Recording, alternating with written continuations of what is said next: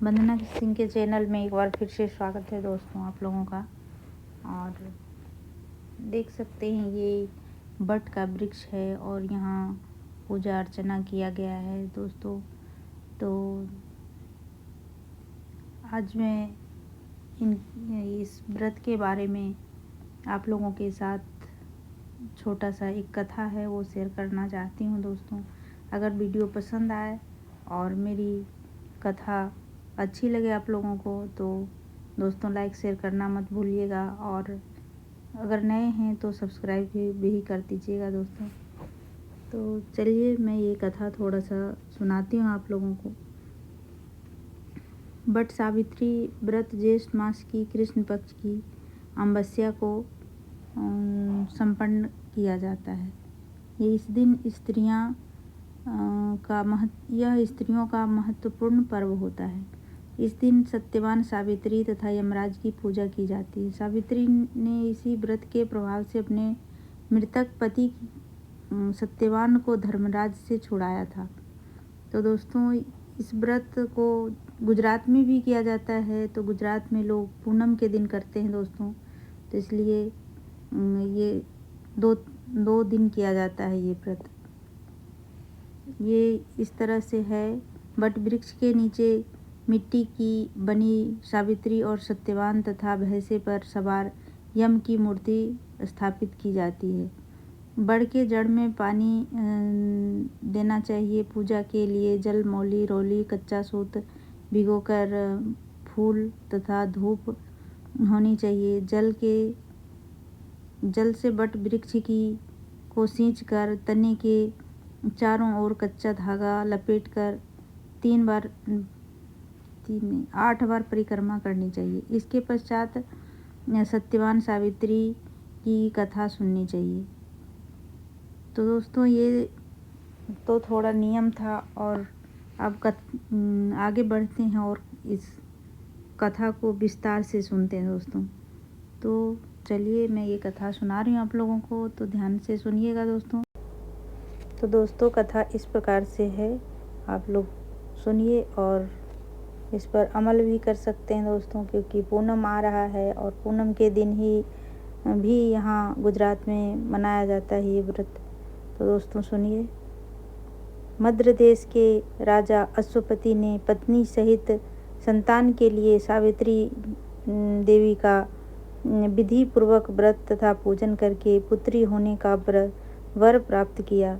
सर्वगुण संपन्न देवी सावित्री ने पुत्री के रूप में अश्वपति के घर कन्या के रूप में जन्म लिया। कन्या के युवा होने पर अश्वपति ने अपने मंत्री के साथ सावित्री को अपना पति चुनने के लिए भेज दिया। सावित्री अपने मन के अनुकूल वर का चयन कर जब लौटी तो उसी दिन देवर्षि नारद उनके यहाँ पधारे। नारद जी के पूछने पर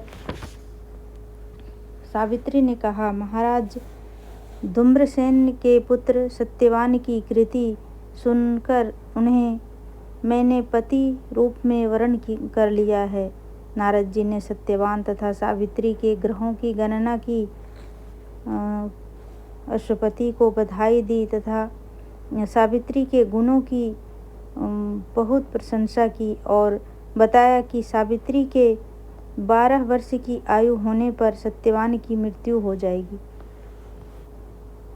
नारद जी का बात सुनकर राजा अश्वपति का चेहरा मुरझा गया। उन्होंने सावित्री से किसी अन्य को अपना पति चुनने की सलाह दी, परंतु सावित्री ने तुरंत उत्तर दिया, आर्य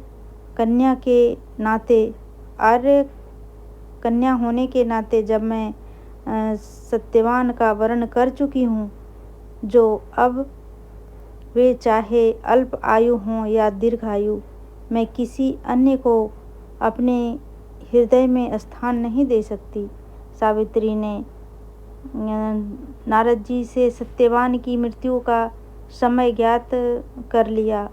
दोनों का विवाह हो गया। सावित्री अपने ससुर परिवार के साथ जंगल में रहने लगी। नारद जी द्वारा बताए हुए दिन से 3 दिन पूर्व से ही सावित्री ने उपवास व्रत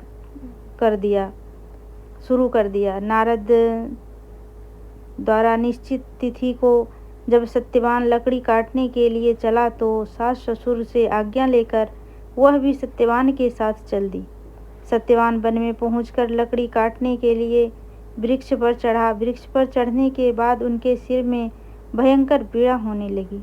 वह नीचे उतरा। सावित्री ने उसे बड़ के पेड़ के नीचे लिटाकर उनका सिर अपनी जांघ पर रख लिया। देखते ही देखते यमराज ने ब्रह्मा के विधान की रूप रेखा सावित्री के सामने स्पष्ट की और सत्यवान के प्राणों को लेकर चल दिए। कहीं कहीं ऐसा भी उल्लेख मिलता है कि बट वृक्ष के नीचे लेटे हुए सत्यवान को सर्प ने काट लिया था। सावित्री सत्यवान को बट वृक्ष के नीचे ही लिटाकर यमराज के पीछे पीछे चल दी। पीछे आती हुई सावित्री को यमराज ने उसे लौट जाने का आदेश दिया। इस पर वह बोली, महाराज, जहाँ पति वहीं पत्नी, यही धर्म है, यही मर्यादा है। सावित्री की धर्मनिष्ठा से प्रसन्न होकर यमराज बोले, पति के प्राणों के अतिरिक्त कुछ भी मांग लो। सावित्री ने यमराज से सास ससुर के आँखों की ज्योति और दीर्घायु मांगी। यमराज तथास्तु कहकर आगे बढ़ गए। सावित्री भी यमराज के पीछा करती रही। यमराज ने अपने पीछे आती सावित्री को वापस लौट जाने को कहा तो सावित्री बोली, पति के बिना नारी के जीवन की कोई सार्थकता नहीं। यमराज ने सावित्री के पति धर्म से खुश होकर पुनः वरदान मांगने के लिए कहा। इस बार उसने अपने ससुर का राज्य वापस दिलाने की प्रार्थना की। तथास्तु कहकर यमराज आगे चल दिए। या सावित्री अब भी यमराज के पीछे चलती रही। इस बार सावित्री ने यमराज से 100 पुत्रों की माँ बनने का वरदान मांगा। तथास्तु कहकर जब यमराज आगे बढ़े तो सावित्री बोली, आपने मुझे 100 पुत्रों का वरदान दिया है, पर पति के बिना मैं माँ किस प्रकार बन सकती हूँ? अपना यह तीसरा वरदान पूरा कीजिए। सावित्री की धर्मनिष्ठा, ज्ञान, विवेक तथा पतिव्रत धर्म की बात जानकर यमराज ने सत्यवान के प्राणों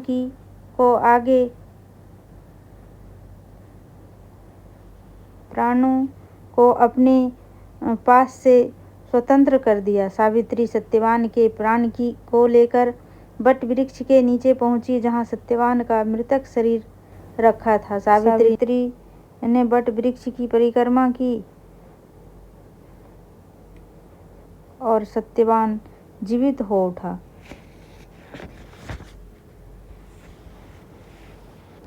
प्रसन्नचित्त सावित्री ने अपने सास ससुर के पास पहुंची तो उन्हें नेत्र ज्योति प्राप्त हो गई। इसके बाद उनका खोया हुआ राज्य भी उन्हें मिल गया। आगे चलकर सावित्री 100 पुत्रों की माता बनी। इस प्रकार चारों दिशाएं सावित्री के पतिव्रत धर्म के पालन की कृति से गूंज उठी। तो दोस्तों, ये था आज का कथा और बहुत ही प्राचीन काल की ये सब बातें हैं दोस्तों। तो कहीं कहीं कुछ न कुछ भगवान से और पेड़ पौधों से भी जुड़ा होता है। तो इसलिए ये व्रत हम बहुत श्रद्धा और विश्वास के साथ करते हैं और भगवान करे सबकी मनोकामनाएं पूर्ण हों। तो दोस्तों, अगले वीडियो के साथ फिर मिलेंगे। तब तक के लिए धन्यवाद।